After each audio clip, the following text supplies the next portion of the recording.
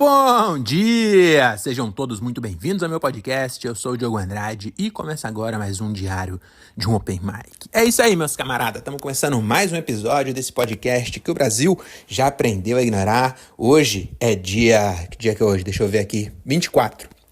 Dia 24/10 de 2025, também conhecido como Dia Mundial. Peraí que se eu não me engano eu tinha anotado o Dia Mundial de hoje qual era. Deixa eu ver se eu realmente anotei ou se eu tô viajando. Peraí.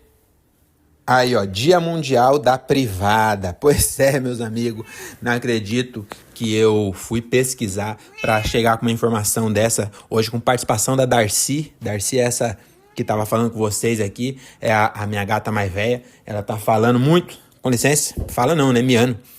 Não tô tão doidinho aqui, assim, né? Tá miando muito aqui. Mas, enfim, vamos voltar aqui, ó. Hoje é o Dia Mundial da Privada. Eu já tinha anotado isso antes de ouvir o do André Otávio, mas é basicamente pelo motivo que o André Otávio já falou no podcast dele lá. Então, parabéns aí, o cara que inventou a privada lá em Jacksonville. O nome do cara era Mike Anderson e ele inventou a primeira privada. E se você parar pra pensar, a gente não dá para a privada a devida dimensão de importância que a privada merece, meus amigos. Por quê? Porque a privada ela foi a invenção que possibilitou todas as outras.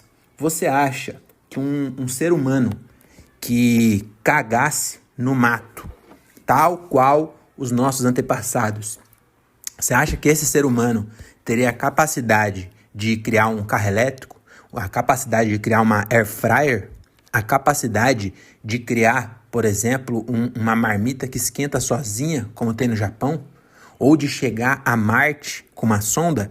Você acha mesmo que um ser humano que caga no mato conseguiria chegar em Marte?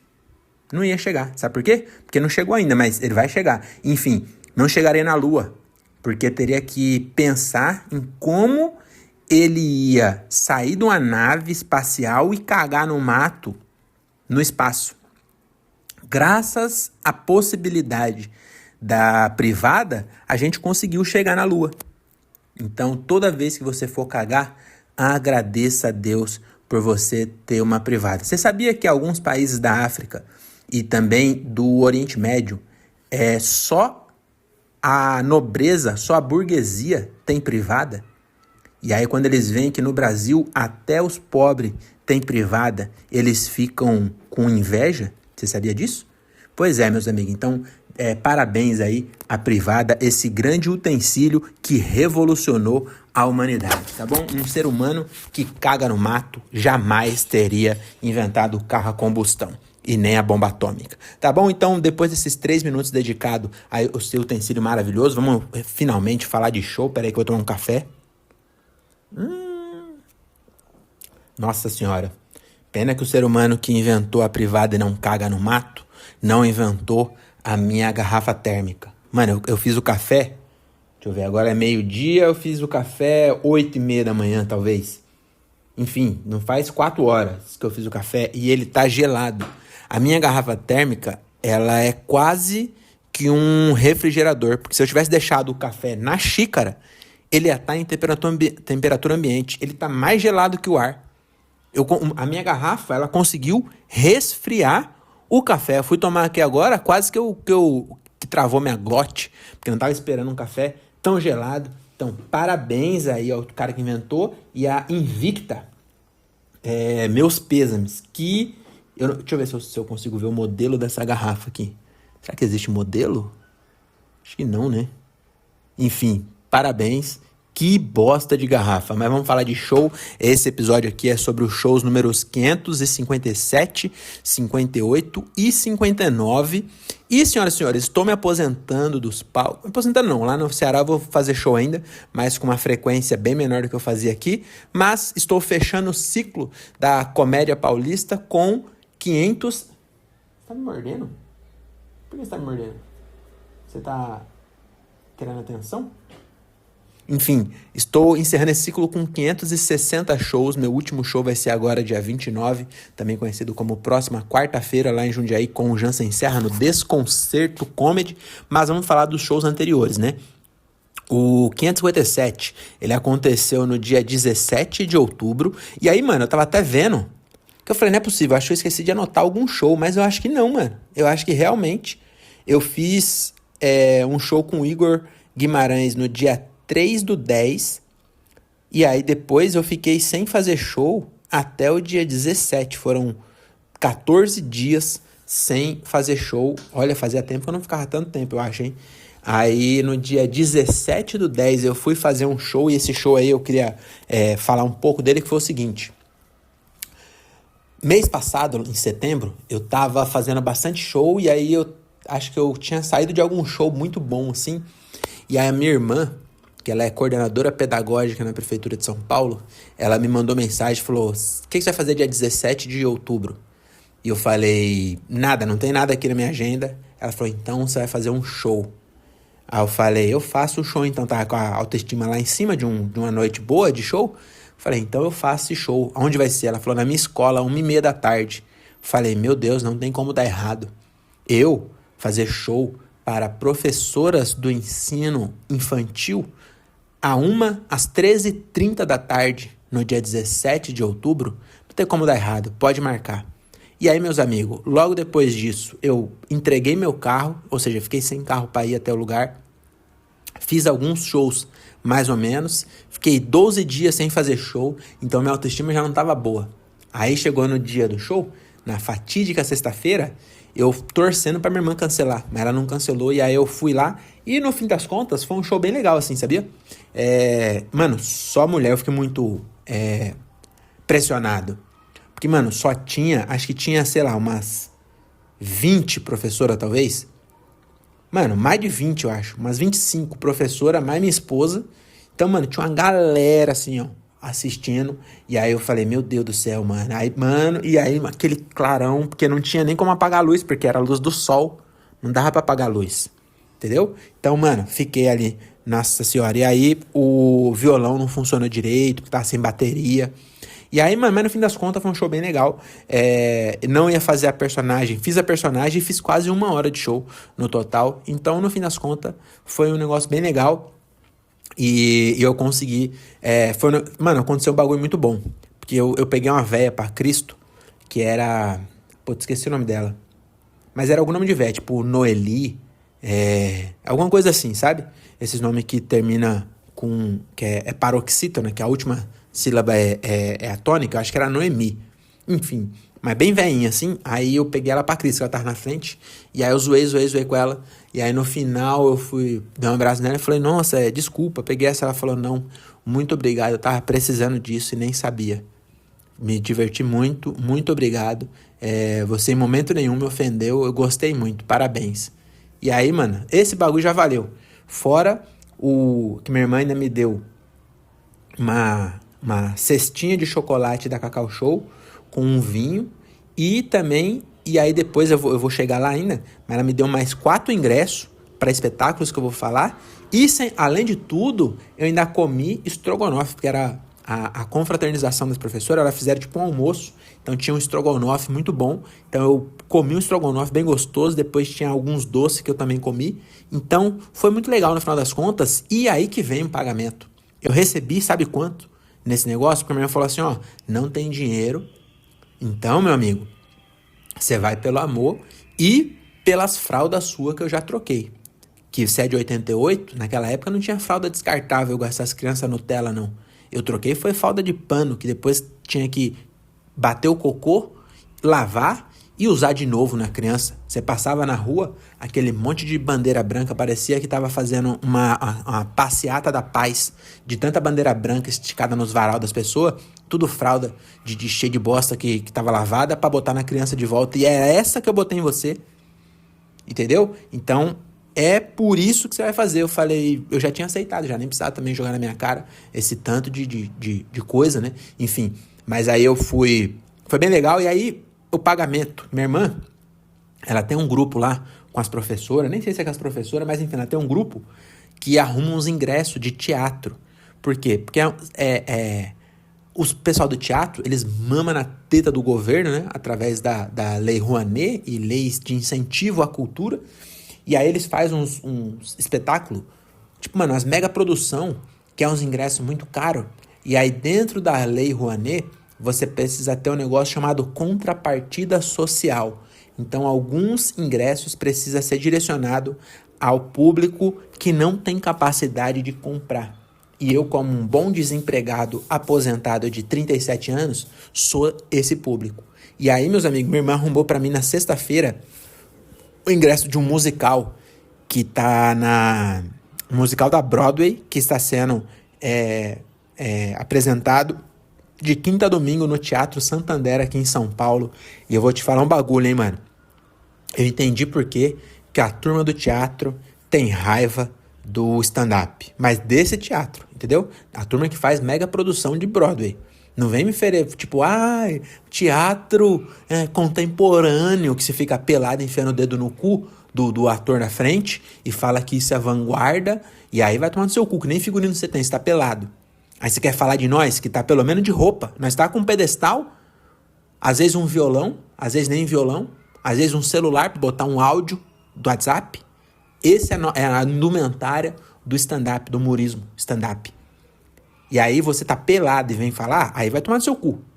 Entendeu? Agora, ali, mano, pensa numa mega produção, mano. Os malucos viravam. Tinha banda, tinha orquestra, tinha um maestro. Eu fui no espetáculo que tinha um maestro. Olha, eu me senti rico, hein? É engraçado que as coisas que me fazem sentir mais rico é as coisas que eu não pago pra ir. Que nem esse teatro, eu me senti rico. Quando eu vou na sala VIP, eu me sinto rico. Entendeu? Então eu me sinto rico. Não indo pra Paris. Indo pra Paris, normal, não me senti rico. Agora, enquanto eu aguardava o voo lá em Lisboa pra voltar pra casa, porque em Paris eu fui de trem de Londres pra lá, mas em Londres, quando eu tava esperando o busão, o trem, né? O avião pra ir de Londres, aeroporto Hatfield, não sei, era Heathrow, eu não sei falar, mas enfim, o aeroporto de Londres, aguardando meu voo para Lisboa, eu não tava me sentindo rico por estar em Londres e ter visitado o pub onde Amy Winehouse bebia metanol. Não isso. Eu tava me sentindo rico quando eu tava na sala VIP em Londres esperando para ir para Portugal. Aí eu me senti rico. E é de graça para ir na sala VIP. Você só tem que ter um cartão Black. E eu, graças a Deus, e a escolha certa que eu fiz na minha vida, eu tenho 6 cartão Black. Entendeu? Então eu tenho praticamente 8 visitas à sala VIP. Às vezes eu não gasto o ano inteiro a sala VIPs, então eu me sinto rico com essas coisas. E eu não pago anuidade nenhum dos cartões. Então eu me sinto rico com as coisas que é de graça. Que doideira, né? Enfim, desculpa aí, acho que ficou bem arrogante, né? Enfim, mas é isso, né? A vida é um eterno perde-ganha, como já diria Jojo Todinho. Mas o que eu tava falando, mano, que o bagulho do nada virava o palco assim, ó, e a orquestra tava em cima, aí vinha pra... Mano, que bagulho louco. O musical chamava Dream Girls, e aí o Robson Nunes, inclusive, era um dos personagens, e ele reveza com Tony Garrido, esse personagem e tal, e aí tinha a mina, que é Katiuska, sei lá, uma mina que era da Zorra Total, também fazendo um papel lá, e, mano, que bagulho louco. Foi a primeira vez que eu fui numa peça de teatro que tem intervalo. Eu assisto muito o Curb Your Enthusiasm, do Larry David, e aí eu tô assistindo de novo, né? E aí de vez em quando eles vão numa peça de teatro e aí tem um intervalo no meio. E eu nunca fui numa peça que tinha intervalo. Aí eu tô lá, de repente... E aí fechou o bagulho. Aí eu falei, acabou? Mas acabou sem fim? Aí uma voz... Atenção, senhoras, um espetáculo retorna em 15 minutos. Falei, não acredito que tem um intervalo. Por que tem intervalo? Porque a burguesia não pode ficar 3 horas assistindo um negócio sem dar uma mijada. Ou sem cheirar uma cocaína, porque eu sei que esses ricos gostam muito de usar drogas ilícitas. Entendeu? É que tem muito velho também, os velhos têm que mijar, porque tem incontinência urinária. Aí teve intervalo, eu não levantei, que eu falei, 15 minutos, pra que eu vou sair? Tinha 1.000 pessoas aqui no teatro. Eu passei na volta, que na hora que eu vi que tava vendendo pão de queijo lá na porta, mas o pão de queijo, além de ser super faturado, R$15 um pão de queijo, eu sei que mil pessoas querendo comprar pão de queijo de uma vez, não vai dar tempo de eu comprar em 15 minutos. Aí nem levantei. Falei, eu sou jovem, não tô querendo mijar nas calças. Fiquei lá.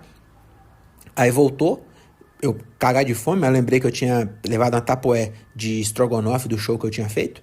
E enfim, mas é isso que eu queria falar. Minha irmã me deu 2 ingressos. Depois eu entrei pra ver se eu fosse comprar esses ingressos. R$ 400. R$ 400 com a taxa, 400 e cacetada. Entendeu? 400 e ela vai pra taca pra assistir o negócio. E aí eu ganhei de graça. Aí isso foi na sexta-feira. Então, parabéns aí o pessoal que produziu essa peça, mamando na teta do governo, mas realmente ali sem incentivo. Você sabe como funciona a Lei Rouanet? Eu vou falar para vocês como que funciona. Eu tenho uma empresa. Por exemplo, eu sou dono da Diogo Andrade Usinagem Limitada. Eu pago imposto. Eu posso escolher patrocinar uma peça e em vez de eu pagar esse imposto para o governo, eu vou pagar esse imposto para a peça. Então, senhoras e senhores, no fim das contas, a peça... não acredito.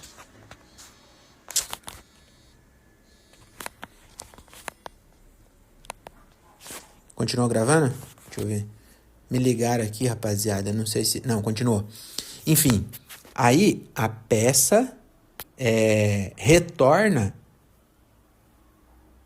imposto para o governo. Então, no fim das contas, eu paguei, por exemplo, 1 milhão eu ia pagar de imposto. Eu dei 1 milhão para produzir a peça. Essa peça, ela gera... Mano, essa peça aí, só na produção direta, além do elenco, tinha 90 pessoas trabalhando.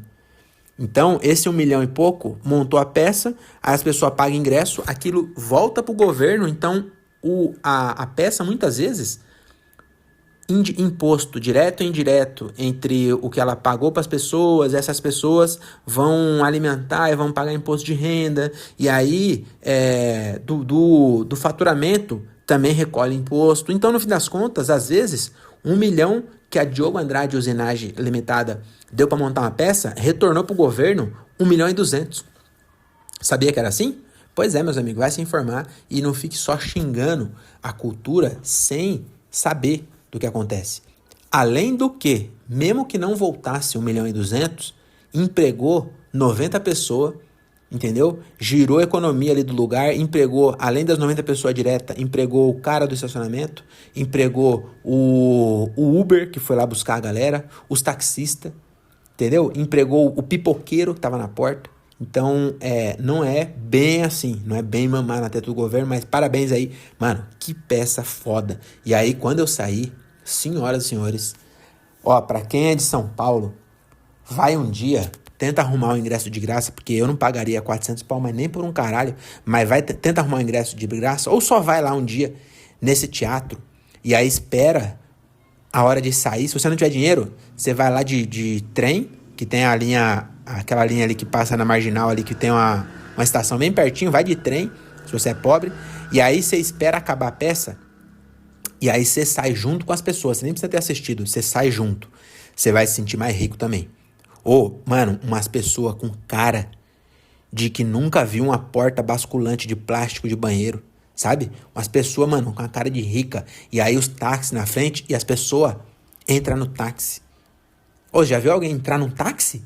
Porra, entrar num táxi é uma das coisas mais elitizadas que tem.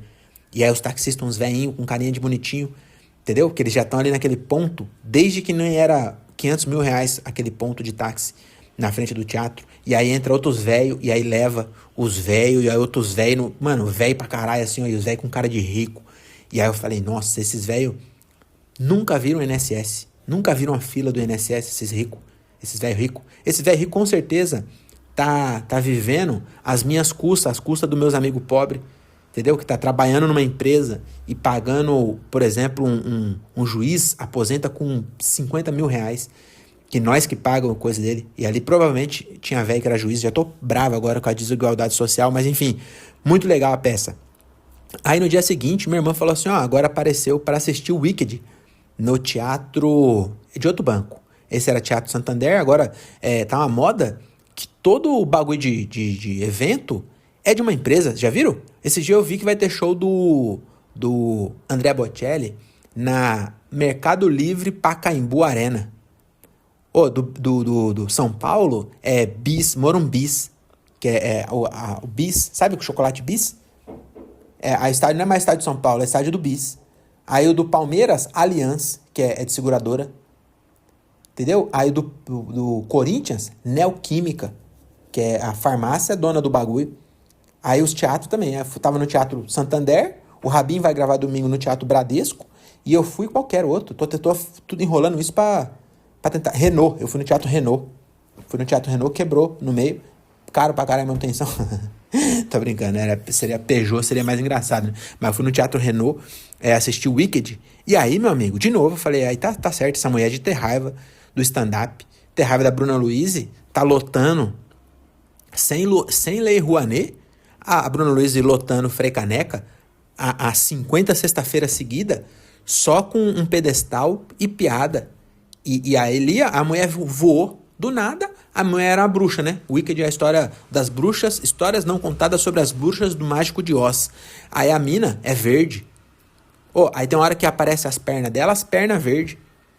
Porque eu já vi peça de escola de teatro, e quando vai pintar uma pessoa, você pinta só a mão e a cara, que é o que aparece. A mina com as pernas verdes, eu falei, será que pintaram a mina inteira de verde? A mina verde, já falei, puta, a mina tá verde, mano.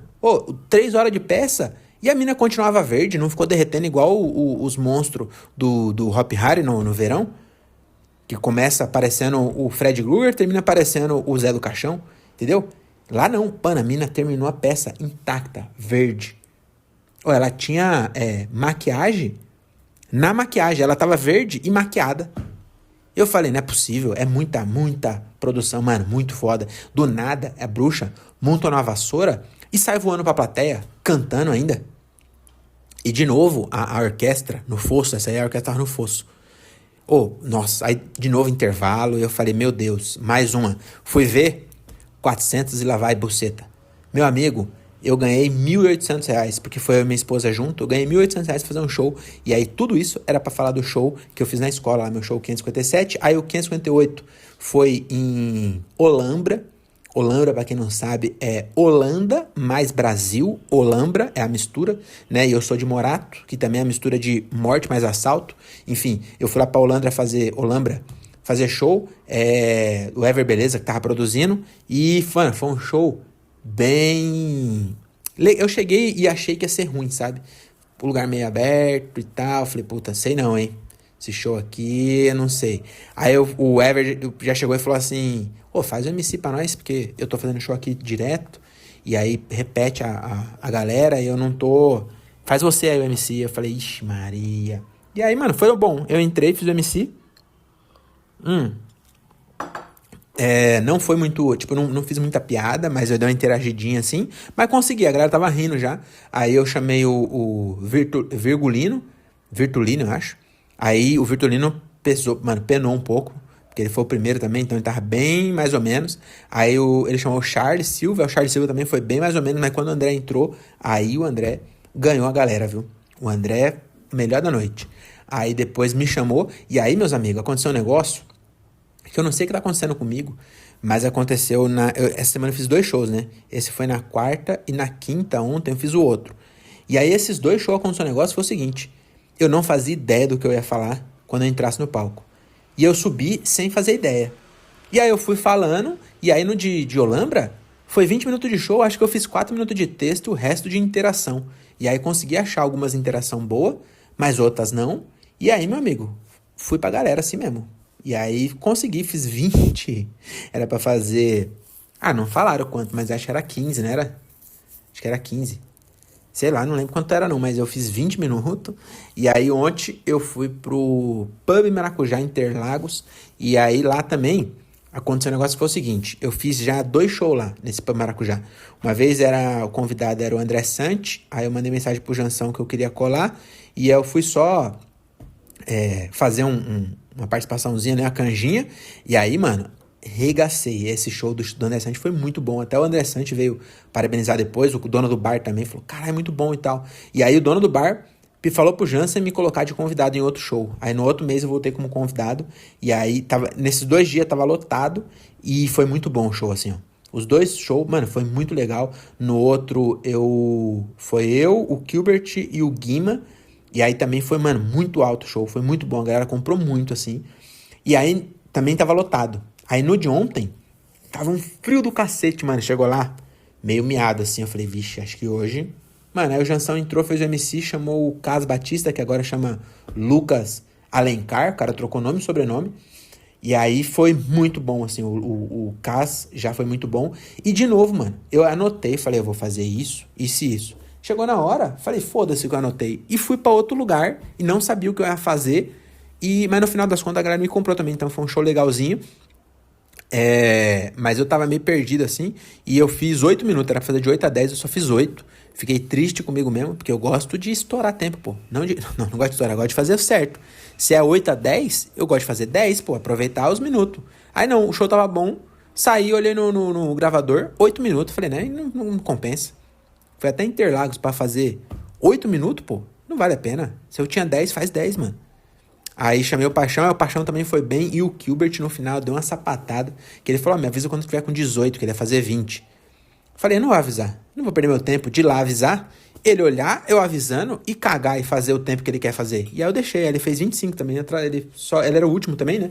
Estourou um pouquinho, mas a gente tinha falado, não, mas tá de boa, tá cedo também, o show começou cedo e tal. E aí, mano, foi um show bem legal, todo mundo foi muito bem, e esse é o show 559. Então, sobre o show era isso, eu queria, além do que eu já falei até aqui, eu queria deixar aqui um spoiler. Eu descobri recentemente, é uma teoria da conspiração que eu criei, mas você vai ver que realmente faz muito sentido e ela vai acontecer num futuro breve, que o Brasil... Peraí, eu vou tomar um café gelado mesmo que eu tô com frio, peraí. Eu tô com frio não, mano, eu tô com sede e não tem água aqui perto, eu tomei o café como se fosse água e eu falei que tô com frio porque o café tá gelado, mas enfim, escreve o que eu tô te dizendo. Num futuro, mais ou menos 40, 50 anos, eu não vou estar mais aqui para ver, e graças ao bom Deus não tive filho, mas o que vai acontecer? Escreve o que eu tô te falando. A Europa vai ser tomada por muçulmanos. Veja bem, eu recentemente estava entediado e eu tô tentando não gastar o meu tempo, jogar minha vida fora com o scroll infinito do Instagram. Então eu não tô mais para passar o tempo, eu não abro mais o Instagram. Entendeu? Eu tô tentando me desvincular disso aí, tirar esse vício da minha cabeça. Eu hoje ouvi um episódio do André Otávio falando sobre isso, e aí ele tem razão, a gente, mano, tá viciado nessa porra, e eu tô tentando me desvincular desse vício. Mas eu ainda tenho tédio, e não consigo ficar sem fazer nada. Então o que eu tô fazendo? Quando eu tô com tédio, eu entro no ChatGPT, e aí eu converso com o ChatGPT sobre assuntos que eu não conheço e que eu queria aprender. E aí, esses dias, do nada, eu perguntei pro ChatGPT como foi a história de Maomé. Eu queria saber, Maomé foi antes ou depois de Jesus?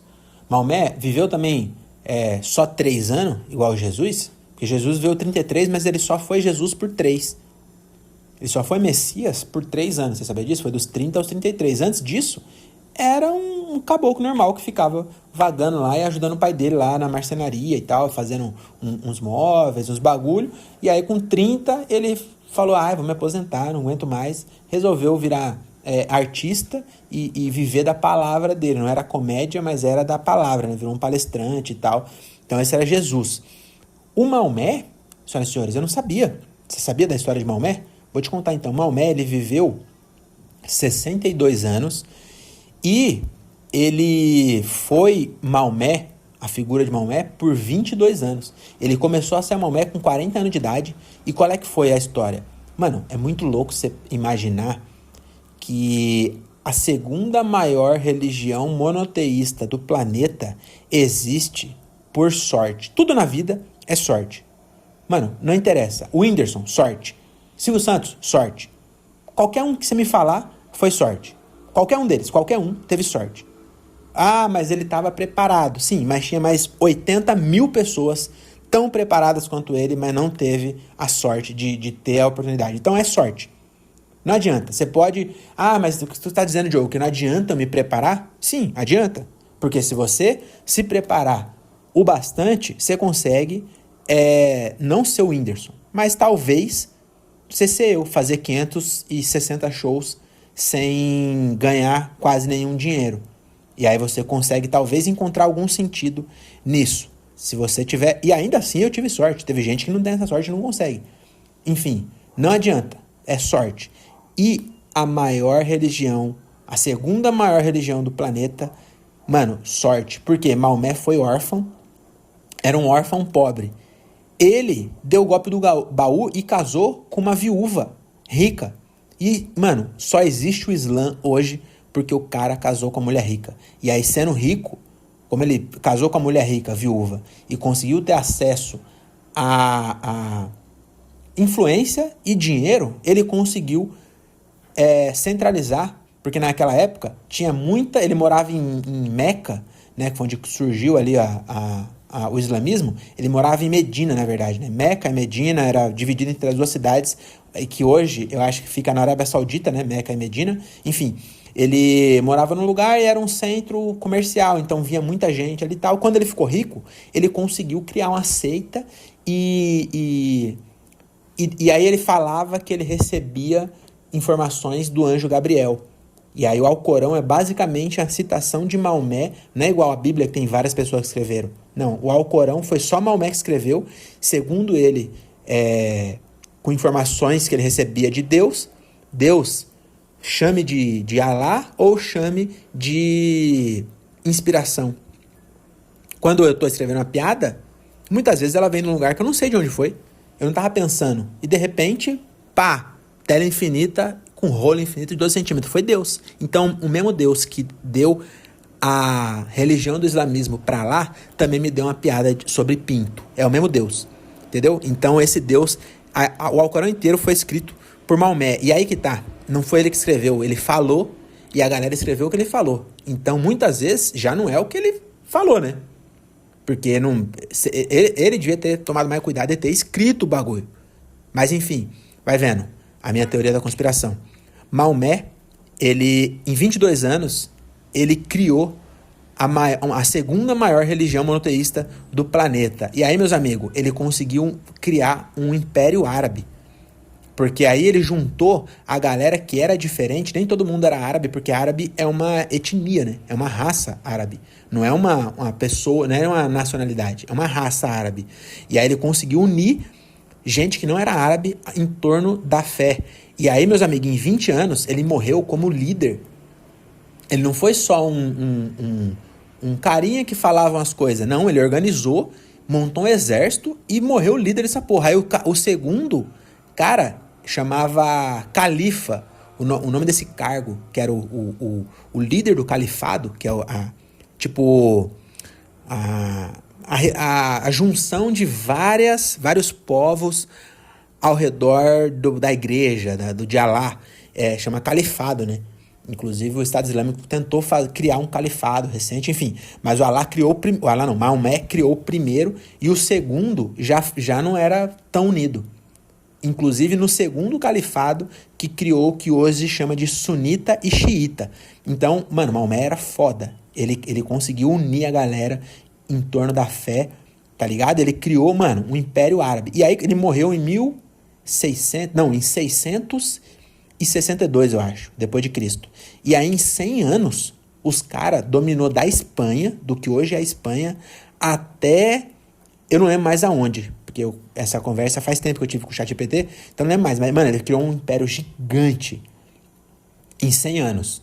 Ele dominou por 20, depois ele morreu, aí um cara que acho que era cunhado dele virou o califa, mas aí já separou, porque uma galera queria que fosse um outro cara, outros queriam que fosse esse, aí já ficou meio separado ali em xiita e sunita, mas enfim, em 100 anos virou o maior império do mundo naquele momento.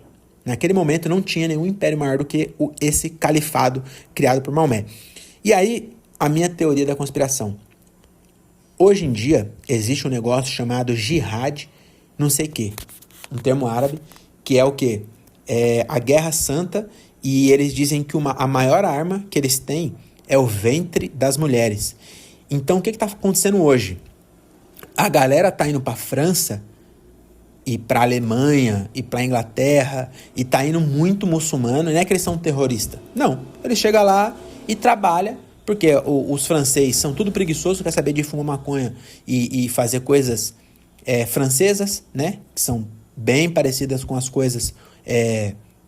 não vou falar, mas enfim, eles estão fazendo as coisas de francês, que é comer croissant e fazer filme e sei lá o que mais que eles fazem, mas são coisas que não tá muito ligada com o trabalho. E os caras, meu amigo, vai pra lá e trabalha. E aí, meus amigos, o cara vai pra lá e tem 10 filhos, porque ele leva 3 esposas. Então, um cara só tem 10 filhos com cada esposa, então são 30. E os franceses só querem saber de festa e de não tomar banho e de usar perfume.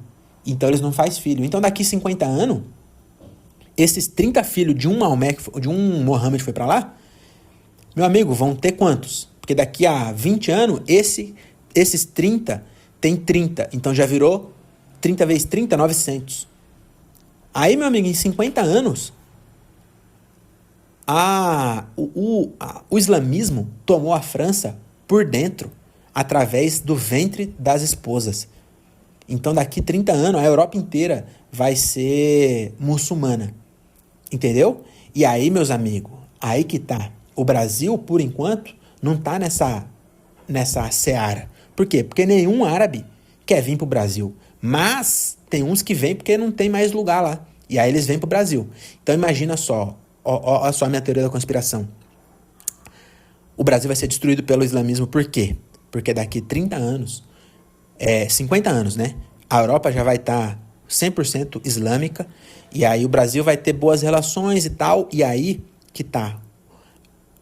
A galera que veio pra cá vai descobrir o quê? A música do compadre Washington, chamada Essa é a Mistura do Brasil com o Egito. E aí vai ler a seguinte frase: o califa, que o califa, você lembra? Maomé foi califa.